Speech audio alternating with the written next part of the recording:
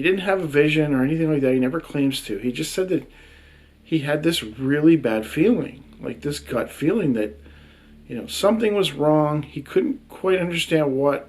He couldn't put his finger on. He didn't know, what was causing him to feel this way. But he had this sense that he needed to listen to it. And in 1951, Mary and James Hughes were married. Mary had always had an interest in the occult and would occasionally play with tarot cards, and even on special nights she would break out a Ouija board. Her husband James, while not much of a believer, did often indulge her interest, sometimes even joining in on her Ouija board sessions, if only to keep her happy. Nothing much happened, but they found it a fun, harmless way to pass the time. Mary herself often laughed about being a psychic. She would sometimes know where people's misplaced items were, even before they did. Granted, this could all be chalked up to her making some lucky guesses. Though an event in 1956 would alter how both Mary and James viewed the reality of the unknown forever. By 1956, Mary had bore James 2 beautiful daughters. A third, Tracy, would not come until 1971, and they absolutely loved their lives together. That year, James took Mary and the kids to California to visit relatives. They took the train out of Pittsburgh, and after 5 days, they were to return home on an airplane. This would afford them more time to stay in California. As well, dealing with a small child and a baby on a train, no doubt restless from being away from home for so long, would not be much fun. While standing in the airport waiting to board, James was suddenly overcome with a sense of doom. He couldn't quite put his finger on it, only that something felt off. Something was wrong. He immediately told Mary that they couldn't go home that way, that they needed to get on the train. Mary, no surprise, was quite frustrated by this sudden decision and attempted to talk him out of it, insisting that taking the train would add days to their schedule. James stood his ground and he wouldn't budge. They were not getting on that plane. He was adamant that they trade in their tickets and return home by train. It didn't matter how much extra time it would take, how much money they stood to lose, or how cranky the girls were. They were taking the train home, and that was that. He told Mary that he had a bad feeling about the plane, that something was wrong. Ultimately, Mary agreed, and the family made their way to the ticket counter to make the exchange. While traveling on the train home, Mary and James were informed via an emergency radio broadcast that the flight that they had been booked on, United Airlines Flight 718, had collided with a Trans World Airlines Lockheed Super Constellation over the Grand Canyon National Park. 128 people perished, including all 60 passengers and crew aboard Flight 718. Mary and James never talked about the event, not even with their children, who were both too young to understand the gravity of the situation they had been involved in. Their youngest daughter, Tracy, when she turned 22, had planned to get on a plane. That is when Mary and James decided to tell her about her father's premonition. James, who passed away in 2001, noted that he had never had such a feeling before or since in his life. Mary herself acknowledged that she felt nothing out of the ordinary on that day. Tracy would write about this with her mother's permission, and it was later featured in an issue of Fate magazine. James was never certain if he truly had a psychic premonition, as, again, he had never had anything similar happen afterwards, only that he had a gut feeling, and that when your gut tells you something, it's always good to listen. When I read this story, my first thought was like, this is really, really similar to, Final Destination. Except from what I read, Mary and James ended up living very long lives. And as far as I know, Mary could still be alive even today. But it is interesting how similar they are. They both involve this person having a bad feeling, In the movie, it was more of a vision, but and then acting on it, and then it's saving their lives. And now skeptic will say, "Oh, it's just a coincidence," but sometimes, you know, it makes me wonder if we have this feeling, this gut feeling, or the spidey sense, or whatever it is. Is it coming from somewhere else? Is it some cosmic way of warning us that something's amiss? There's no logical way to explain why you feel this way, but you do, and you should listen to it.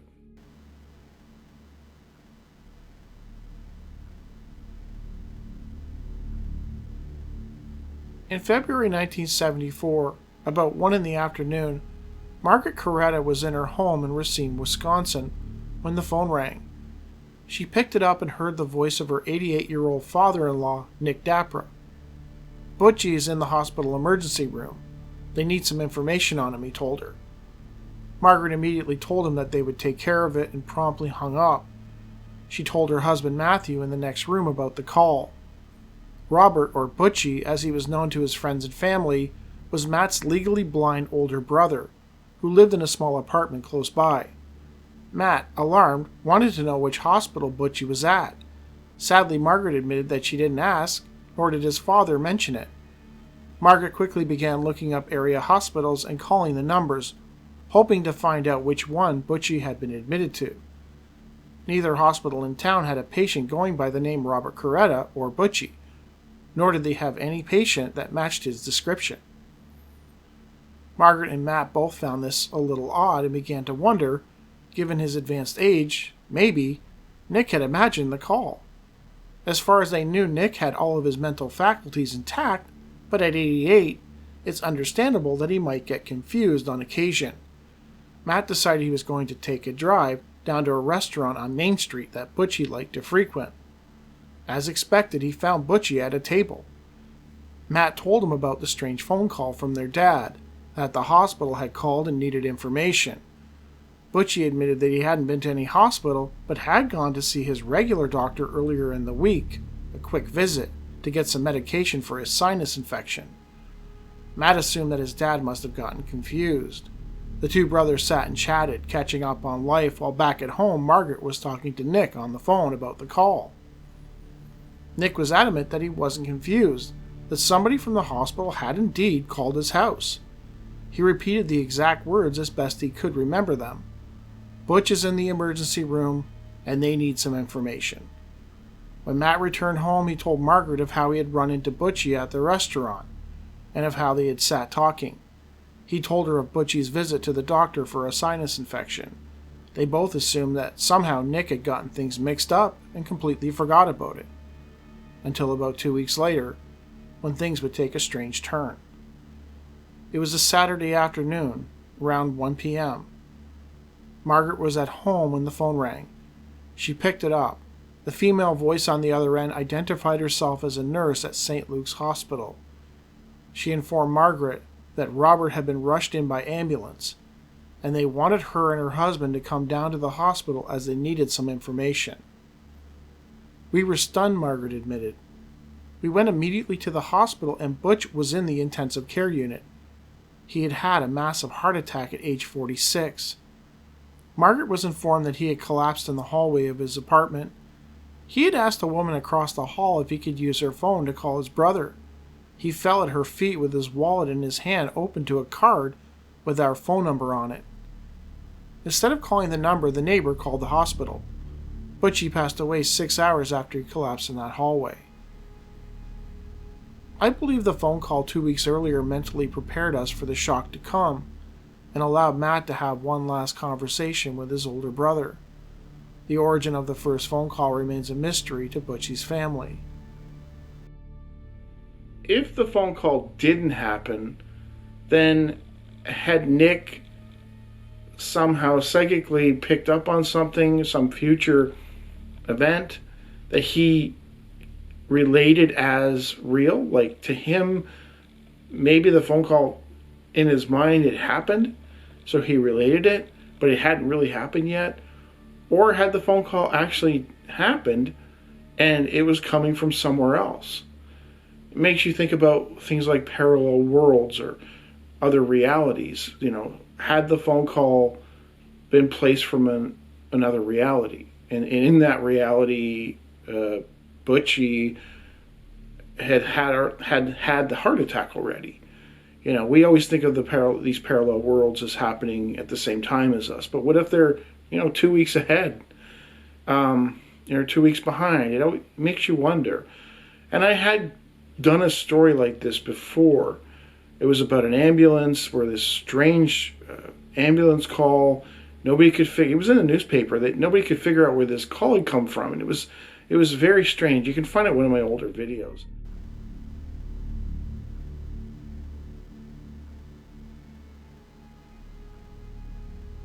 Celebrity Dick Clark is probably most famous for hosting his New Year's Rockin' Eve annually from 1973 all the way through to 2004, when he suffered a stroke, which hindered his ability to speak.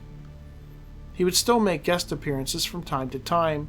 He eventually passed away on April 18, 2012. Ryan Seacrest would take over hosting duties on the New Year's Rockin' Eve broadcast. In a 30-minute interview with author Hayden Cooper Hughes, Dick Clark was asked if he believed in UFOs. Clark admitted that he had never sighted one, but he was a firm believer that life might exist elsewhere in the universe. When asked if he had had any strange experiences, Clark admitted to something that had occurred when he was still working in Philadelphia. The event was so important to him that he actually remembered the exact date, Tuesday, December 29, 1959, just a few days before New Year's Eve. Clark, along with some members of the WFIL radio station, were at a local club in Philadelphia. At some point, Clark found himself standing next to Christian Cooper. Hughes elected to use a pseudonym, not certain that the actual person mentioned by Clark would be okay with him using his name. Dick asked Christian how his father, Keith, was feeling, as he had been ill. Clark added, "Your dad looked a lot better when I saw him this week. He seems to be coming along okay." Christian looked strange and replied to the effect, "You saw him? When? What day was it?" Clark replied that he had seen Keith at the station earlier that week. Thinking for a moment, Clark replied, "Tuesday morning." Again, Christian had a strange open-mouthed look. Being more persistent, Christian wanted to know the exact hour, minute. Clark's schedule at the time was quite tight, so he remembered it well. It was around 11 in the morning. To be exact, between 11 and 11:05, Tuesday morning. Christian responded with, "You're kidding me, aren't you?" Clark insisted that he wasn't. Thinking back, Clark pictured Keith where they had met that morning on the steps. There was no doubt about it. It was Keith. He was coming up the steps at the back of the building as I was going down. Continuing, he added, "He did look pale, but that's all." Not only had Clark seen him, but they spoke as they passed. "Hi, Keith," Clark had said. "How is everything going?" Keith replied, "Well, it was kind of tough there for a while, but it looks like I'll make it." Clark didn't quite understand what the big deal was, until Christian told him that on that very Tuesday, at around 11 in the morning, his father had passed away on the table while at the hospital. This hospital was located several miles away from the radio station where Clark saw and spoke to him. His father's heart had stopped while the doctors worked on him. They somehow got his heart going again by massaging it, and he eventually pulled through. He was weak, but alive. That said, there was simply no way that Clark could have talked to his father at the station that week, let alone that day and time. The whole thing was very strange. Clark told Hughes that if he had been asked to swear that he had seen and spoken to Keith that morning, he would have done so. There is no doubt that was Keith. I don't know or understand it, but it's true. Is it possible that Dick Clark actually encountered the spirit of a coworker that morning in 1959?